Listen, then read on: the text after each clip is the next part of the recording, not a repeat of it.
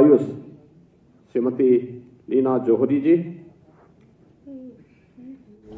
आयुष विभाग के मंत्री श्री दयाशंकर मिश्र दयालु जी, प्रदेश के मुख्य सचिव श्री दुर्गा शंकर मिश्र जी, प्रमुख सचिव आयुष श्रीमती लीना जौहरी जी, आज के इस कार्यक्रम में उपस्थित माननीय जनप्रतिनिधिगण, अध्यक्ष अधीनस्थ सेवा चयन आयोग श्री प्रवीण कुमार जी, आयुष विभाग के सभी अधिकारीगण,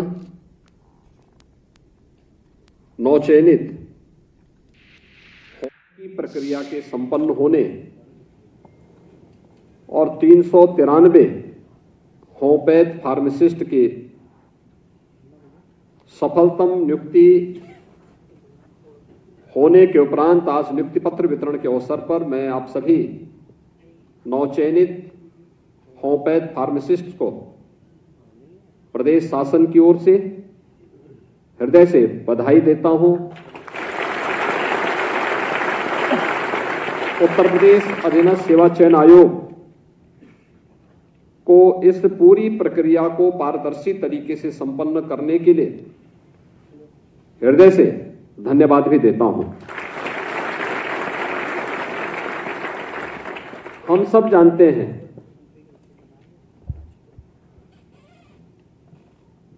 कि ट्रेडिशनल मेडिसिन के क्षेत्र में आज भारत ने एक लंबी छलांग लगाई है। विगत 9.5 वर्ष के अंदर प्रधानमंत्री मोदी जी के नेतृत्व में भारत की यात्रा शानदार तरीके से आगे बढ़ रही है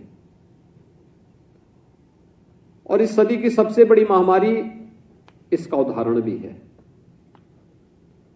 आप याद करिए, आयुर्वेद पहले से हमारे जीवन का एक हिस्सा रहा है। योग भारत की परंपरा के साथ प्राचीन काल से जुड़ा रहा है। होम्योपैथ का उपयोग गांवों में किसी न किसी रूप में लोग लेते रहे हैं। देश के कुछ क्षेत्रों में आयुष के बारे में होम्योपैथ की हो, सिद्धा की हो, यूनानी की हो, इन सभी विधाओं के बारे में लोगों के मन में एक जिज्ञासा भी रहती थी। लोग उपलब्धता के अनुसार उसका उपयोग भी करते थे। लेकिन पहली बार आयुर्वेद, योग और प्राकृतिक चिकित्सा, यूनानी, सिद्धा और होम्योपैथ, इन सबको मिलाकर के देश के अंदर एक आयुष मंत्रालय का गठन होता है। और आयुष मंत्रालय के बाद ट्रेडिशनल मेडिसिन को एक नई पहचान देने की जो पहल 2014 में प्रधानमंत्री मोदी जी ने प्रारंभ की थी, आज उसके बहुत अच्छे परिणाम हम सबके सामने देखने को मिल रहे हैं। पहला परिणाम था कि भारत की परंपरागत योग की इस विधा को वैश्विक मान्यता मिलती है और 21 जून की तिथि को दुनिया के लगभग 190 से अधिक देश योग की परंपरा के साथ जुड़ते हैं। योग के साथ जुड़ने का मतलब भारत की ऋषि परंपरा के प्रति कृतज्ञता ज्ञापित करना। एक विशिष्ट तिथि अपने उन पूर्वजों के प्रति कृतज्ञता ज्ञापित करने के लिए भारत और यूएनओ के साथ मिलकर के दुनिया का हर वह व्यक्ति जो उत्तम आरोग्यता की प्राप्ति का पक्षधर है, वह विश्व योग दिवस के साथ जुड़ता है। ये भारत की देन आज वैश्विक मान्यता इस रूप में प्राप्त कर रहा है। कोविड कालखंड में आपने देखा होगा कि हर एक जगह आयुष काढ़ा उपयोग होने लग गया। हर व्यक्ति उसको स्वीकार करने लग गया। देश हो या दुनिया हो, कहीं भी हर परिवार का हिस्सा बन गया। विपत्ति के समय यह हम सब के सामने एक सहारा बना था और घर के अंदर ही औषधि प्राप्त होती है। लेकिन समग्रता के साथ इन सबको जोड़ करके कार्य किया जा सके। 2014 के बाद जिस तेजी के साथ इस फील्ड में काम होना प्रारंभ किया है, आज उसी का परिणाम है कि देश की सबसे बड़ी आबादी का राज्य उत्तर प्रदेश इस दिशा में मजबूती के साथ आगे बढ़ रहा है। उत्तर प्रदेश में पहली बार आयुष की अलग अलग विधाओं के लिए इसमें डिग्री और डिप्लोमा के कोर्सेज हम भी अपने तरीके से प्रारंभ कर सकें, इसके लिए आयुष विश्वविद्यालय की स्थापना भी उत्तर प्रदेश के अंदर होती है। एक बड़ी उपलब्धि है, एक लंबी छलांग है। हम ट्रेडिशनल मेडिसिन को प्रोत्साहित करने के लिए, चाहे वह आयुर्वेद के कॉलेज हो, योग या वेलनेस सेंटर हो, यूनानी या सिद्धा से जुड़े हुए कॉलेज हो, या फिर होम्योपैथ के कॉलेज हो। आप याद करिए 2014 के पहले होम्योपैथ फार्मासिस्ट के लिए सरकारी व्यवस्था में नौकरी नहीं हुआ करती थी, बहुत कम, वो भी बाई चांस, इसको आप मान सकते हैं। आयुर्वेद के लिए जो चयनित फार्मासिस्ट थे उनको नौकरी नहीं दी जाती थी, लेकिन आज इस सरकारी व्यवस्था का हिस्सा बन गया है। आज सरकार प्रोत्साहित कर रही है, हमें आयुष सेंटर बनाने हैं, हेल्थ एंड वेलनेस सेंटर बनाने हैं। 5000 की आबादी में एक आयुर्वेद का योग और वेलनेस सेंटर के लिए कार्रवाई युद्ध स्तर पर आगे बढ़ रही है और उत्तर प्रदेश तो इसमें अग्रणी भूमिका का निर्वहन कर रहा है। और मैं तो बार बार इस बात को कहता हूं कि हेल्थ टूरिज्म में अगर किसी एक सेक्टर में सबसे अधिक संभावना है तो भारत के अंदर वह आयुष उसके लिए अपने आप को तैयार कर सकता है कि आयुष में संभावना है। दुनिया आज आपकी तरफ आना चाहती है, दुनिया आज आपको तरफ देखना चाहती है, लेकिन उसके अनुरूप वातावरण देना यह हमारा दायित्व है। और आज ये 393 होम्योपैथ फार्मासिस्ट की नियुक्ति इस दिशा में एक महत्वपूर्ण कदम है, जो आयुष विधा को आम जन की संपूर्ण आरोग्यता के लिए प्रोत्साहन करने के लिए एक प्रयास, डबल इंजन सरकार के द्वारा किए गए प्रयास का हिस्सा है। और उस प्रयास के क्रम में आज हम सब यहां पर उपस्थित हुए हैं। मैं अक्सर इस बात को देखता हूं, आज भी मानसिक रूप से हम लोग इस बात को मानते हैं कि अरे सब जो है आयुर्वेद से या योग और नेचुरोपैथी से या फिर होम्योपैथ से या यूनानी या सिद्धा से, इसमें हम इसके बारे में बहुत जानकारी, सामान्य नॉलेज के लिए भले ही व्यक्ति जानकारी रखता होगा, लेकिन उसमें बहुत, चाहे उसके में कैरियर बनाने के लिए लोग अभी भी संकोच करते हैं। मुझे लगता है यह समय है कि हम कैरियर बनाने के लिए भी और उत्तम आरोग्यता के लिए भी ट्रेडिशनल मेडिसिन को प्रोत्साहित करें, इस दिशा में प्रयास करें, लोगों को इसके लिए प्रेरित करें। बहुत बड़ी उपलब्धि आपकी होगी, लोगों को इसके माध्यम से उत्तम आरोग्यता प्राप्त होने में मदद मिलेगी। और ये हमारा दायित्व बनता है कि इसकी शुरुआत अपने नागरिक कर्तव्यों से प्रारंभ होती है। अगर आयुष से जुड़े हुए हरेक चिकित्सक, चाहे वह आयुर्वेद का हो, यूनानी या सिद्धा से जुड़ा हुआ हो, होम्योपैथ का हो, वे अपनी संकोच को दूर करें, रिसर्च एंड डेवलपमेंट के कार्यक्रम को आगे बढ़ाने में योगदान दें, तमाम अन्य कार्यक्रमों के साथ जुड़े जो उसको एक पहचान दे सकती हो। इस विधा के प्रति हम अपने स्तर पर भी योगदान दे सकें। और ये केवल चिकित्सक ही नहीं, बल्कि इस विधा से जुड़े हुए जो पैरामेडिकल स्टाफ है, जो पैरामेडिक्स है, उसकी भी एक बड़ी जिम्मेदारी बनती है। वह इसमें बैकबोन बनकर के बड़ी भूमिका का निर्वहन कर सकता है। आपके द्वारा जुटाए जाने वाला एक एक डाटा जो आप जुटाएंगे, पेशेंट आया, किस प्रकार का पेशेंट है, उसकी प्रकृति क्या है, उसके लक्षण क्या हैं,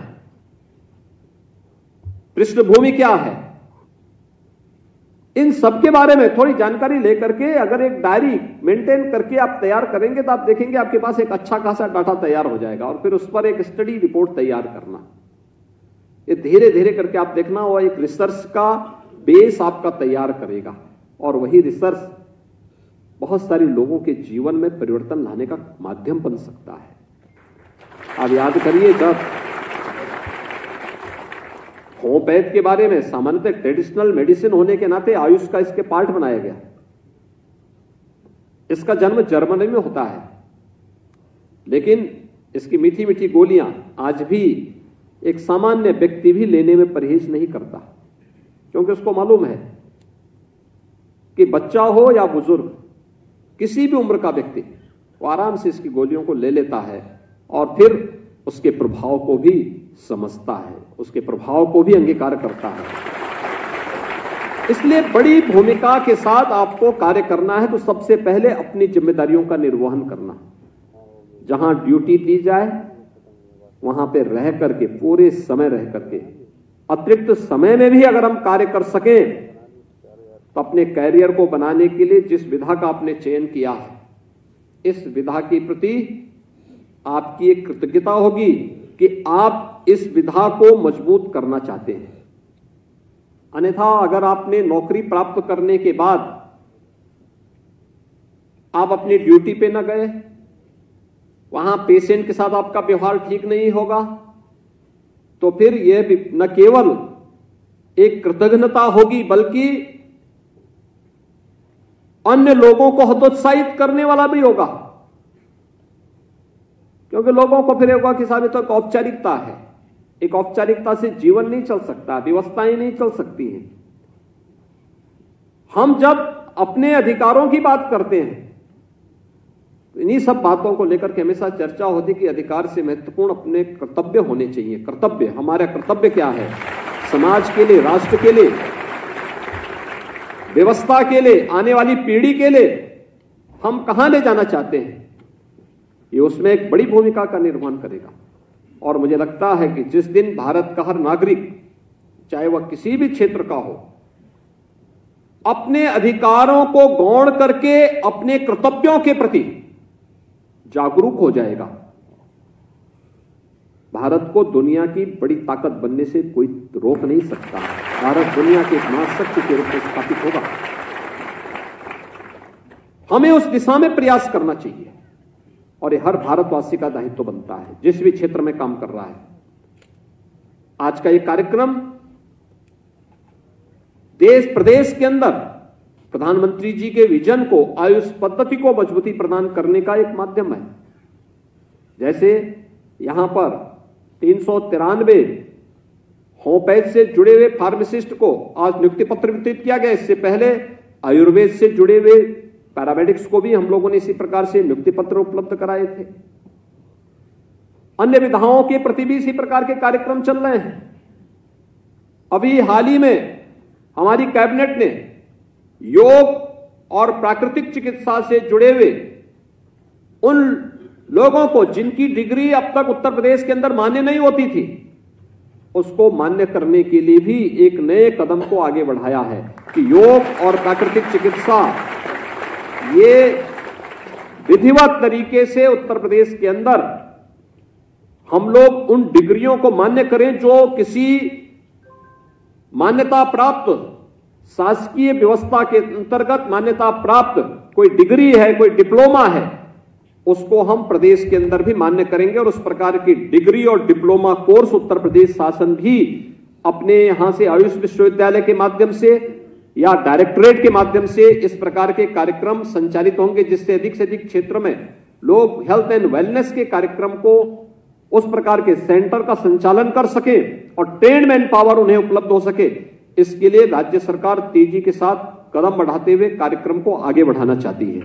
और इसी दृष्टि से आज हम सब आपके बीच में आए हैं आपसे बताने के लिए कि इस दिशा में हमें भी अपने प्रयास को जो जिस क्षेत्र में है उसको उस दिशा में अपने प्रयास को आगे बढ़ाना होगा।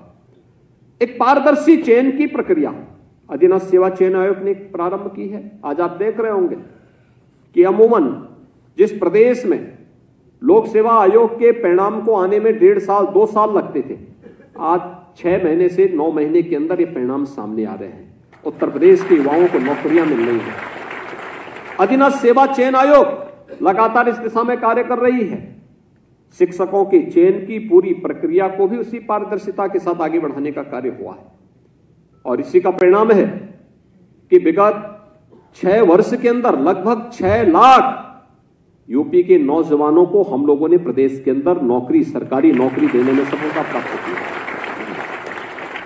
यानी ये 6 लाख सरकारी नियुक्ति इससे पहले कभी नहीं मिली और पूरी पारदर्शी तरीके से उत्तर प्रदेश लोक सेवा आयोग हो, अधीनस्थ सेवा चयन आयोग हो, उच्चतर शिक्षा चयन आयोग हो, माध्यमिक शिक्षा चयन आयोग हो, उत्तर प्रदेश पुलिस भर्ती बोर्ड हो, माध्यमिक चाहे वह बेसिक शिक्षा परिषद की शिक्षकों के चयन की प्रक्रिया हो, ये सभी प्रक्रियाओं को पूरी पारदर्शी तरीके से आगे बढ़ाने का कार्य विगत 6 वर्ष के अंदर संपन्न हुआ, जिसमें उत्तर प्रदेश के 6 लाख से अधिक नौजवानों को अकेले प्रदेश सरकार की विभिन्न सेवाओं में नौकरी करने का अवसर भी प्राप्त हो रहा है। ये 6 लाख नौजवान आखिर कहीं ना कहीं वंचित थे सरकारी नौकरी से। आज वो 6 लाख नौजवान अगर मिल करके व्यवस्था का एक पार्ट बन करके पूरी ताकत के साथ, पूरी ऊर्जा के साथ, व्यवस्था के साथ जुड़ करके अपना योगदान देना प्रारंभ कर देंगे तो उत्तर प्रदेश से कौन ताकत है जो उत्तर प्रदेश को फिर भी मारू रखेगी। उत्तर प्रदेश को तो एक समर्थ और समृद्ध राज्य के रूप में अग्रसर होना ही है। उस दिशा में हमारे स्तर पर क्या प्रयास हो रहा है, हर व्यक्ति को इसके बारे में मूल्यांकन और आत्मावलोकन करने की आवश्यकता है और इसीलिए इस पारदर्शी प्रक्रिया के साथ कोई हस्तक्षेप नहीं और अगर कोई गलत करेगा तो उसकी जवाबदेही भी तय होगी। एक प्रक्रिया में कहीं भी कोई हस्तक्षेप शासन का नहीं, कोई भी भर्ती की प्रक्रिया हो पारदर्शी तरीके से हो और जो उस भर्ती की प्रक्रिया को पूरा करेगा उसकी भी जवाबदेही उस स्तर पर, हर स्तर पर तय सुनिश्चित है और उसी प्रक्रिया के साथ हम सब जुड़ करके इस कार्यक्रम को आगे बढ़ा रहे हैं। आज उत्तर प्रदेश देश के अंदर नए नए रोजगार सृजन का एक नया गंतव्य बना है। आपने देखा होगा फरवरी 2023 में उत्तर प्रदेश ने अपना ग्लोबल इन्वेस्टर समिट किया। उस समय हमारे पास 35 लाख करोड़ रुपए के प्रस्ताव आए थे, आज वो बढ़ करके लगभग 38 लाख करोड़ रुपए के प्रस्ताव आए हैं। नए क्षेत्र कैसे खुल रहे हैं? कल मैं भदोई में था। भदोई में एक इंटरनेशनल कारपेट एक्सपो का आयोजन किया गया है। आप सोचिए देश के अंदर 17,000 करोड़ रुपए के कारपेट एक्सपोर्ट होते हैं, उनमें 10,000 करोड़ का 17 में से 10,000 करोड़ का केवल उत्तर प्रदेश से भदोई, मिर्जापुर और वाराणसी से हो रहे हैं। कोई सोचता था हैंडमेड कारपेट उत्तर प्रदेश का कारीगर हस्तशिल्प शिल्पी अपने स्तर पर बनाने का प्रयास कर रहा है, कितनी मजबूती के साथ काम कर रहा है। यह वही उत्तर प्रदेश है जहां पहले दंगों से फुर्सत नहीं थी, अराजकता से फुर्सत नहीं थी, गुंडागिर्दी से फुर्सत नहीं थी, विकास की बात आती थी वह कहीं किसी उसमें अटक जाती थी। आज ये वही उत्तर प्रदेश है जो तेजी के साथ विकास की इन प्रक्रिया का हिस्सा बनकर के मजबूती के साथ आज न केवल अपने यहां इंफ्रास्ट्रक्चर डेवलपमेंट के लिए बल्कि नौजवानों के नए नए रोजगार और नौकरी की संभावनाओं को भी आगे बढ़ा रहा है और देश के अंदर निवेश के एक बेहतरीन गंतव्य के रूप में अपने आप को स्थापित कर रहा है। आप सोचिए ये 38 लाख करोड़ रुपए के निवेश के प्रस्ताव जिस दिन जमीनी धरातल पर उतरेंगे 1 करोड़ से अधिक नौजवानों को सीधे सीधे नौकरी प्राप्त होगी यूपी के अंदर। 1 करोड़ नौजवानों को करने की इच्छा शक्ति होनी चाहिए। इसके लिए सरकार को कड़े कदम उठाने पड़े थे। कानून व्यवस्था की स्थिति को बेहतर करना पड़ा था। प्रदेश के अंदर व्यापक रिफॉर्म करने पड़े थे, पॉलिसीज बनानी पड़ी थी। हर स्तर पर कड़े कदम उठाने के साथ ही हर स्तर पर रिफॉर्म करने के लिए जब सरकार खड़ी हुई, आज उसके परिणाम हम सबके सामने हैं। और मुझे लगता है कि वह केवल सरकार नहीं करती है, जब समाज का आशीर्वाद जुड़ता है इस पूरे अभियान के साथ तो सफलता प्राप्त होने में फिर देर नहीं लगती है। आज का यह कार्यक्रम उसी सफलता का हिस्सा है, जिसमें आप जैसे नवचयनित अभ्यर्थी आज होम्योपैथ फार्मासिस्ट के रूप में अपनी अपनी सेवाएं प्रदेश भर के अलग अलग होम्योपैथ हॉस्पिटल्स में उपलब्ध करवाएंगे। आपका व्यवहार, याद रखना, आपका व्यवहार मरीज की आधी से अधिक समस्या का समाधान कर सकता है। अगर आपका व्यवहार अच्छा है, आपका व्यवहार सद्भावनापूर्ण और सहानुभूतिपूर्ण है, तो मरीज आधी बीमारी तो उससे ही दूर कर लेता है। याद करना, बीमारी केवल शारीरिक नहीं होती है, मानसिक भी होती है। तो मानसिक बीमारी का उपचार आपका व्यवहार है। आपका अच्छा व्यवहार होगा, मरीज की आधी बीमारी दूर। बाकी जैसे वो दवा लेना शुरू करेगा, बाकी तो जब उसको विश्वास हो गया कि डॉक्टर मजबूती के साथ, पूरे आत्मविश्वास के साथ मुझे दवा दे रहा है, तो वह दवा उस पर प्रभाव भी दिखाएगी। और दवा उस पर प्रभाव दिखाएगी तो उसकी दुआ भी आपको लगेगी। इसलिए हम इस बात को जरूर ध्यान में रखें कि हमारा व्यवहार मरीज के साथ, मरीज के परिजन के साथ बहुत ही सद्भावपूर्ण और सद्भावनापूर्ण होना चाहिए, सहानुभूतिपूर्ण होना चाहिए। एक बीमार व्यक्ति झल्लाहट में आ सकता है, आता है, उसकी अपनी समस्याएं हैं, शारीरिक व्याधि भी है तो मानसिक तनाव भी है, पारिवारिक झंझटें भी होंगे और भी तमाम विवाद होंगे। उस बीच वो आपके पास आता है अपनी व्याधि को समाधान करने के लिए, और अगर आपका व्यवहार उसके साथ अच्छा नहीं हुआ, खराब रहा, आपने उसके साथ कोई दुर्व्यवहार कर दिया, उसके साथ कोई गलत तरीके से व्यवहार कर दिया, वो कभी आपको माफ नहीं करता। फिर कोई उसकी दुआ आप पे नहीं बल्कि बद दुआ देगा। इसलिए बद दुआ से बचिए, हमेशा अच्छी दुआ लेने का प्रयास करिए, और वो आपका व्यवहार उस प्रकार का एक माध्यम बन सकता है। मुझे पूरा विश्वास है कि आप सभी 393 जो होम्योपैथ के नवचयनित फार्मासिस्ट हैं, यह होम्योपैथ चिकित्सालयों के माध्यम से होम्योपैथ की सुविधा को मजबूती के साथ आगे बढ़ाने में अपना योगदान देंगे। आप सबके चयन के लिए मैं एक बार फिर से आपको, आपके परिवार के सभी अभिभावकों को हृदय से बधाई देता हूं। आप सबके प्रति अपनी शुभकामनाएं देता हूं और विश्वास व्यक्त करता हूं कि आपका चयन उत्तर प्रदेश के लिए, यानी आपका चयन उत्तर प्रदेश के लिए सुखदायी होगा। आप सबके प्रति मेरी शुभकामनाएं। धन्यवाद। जय हिंद।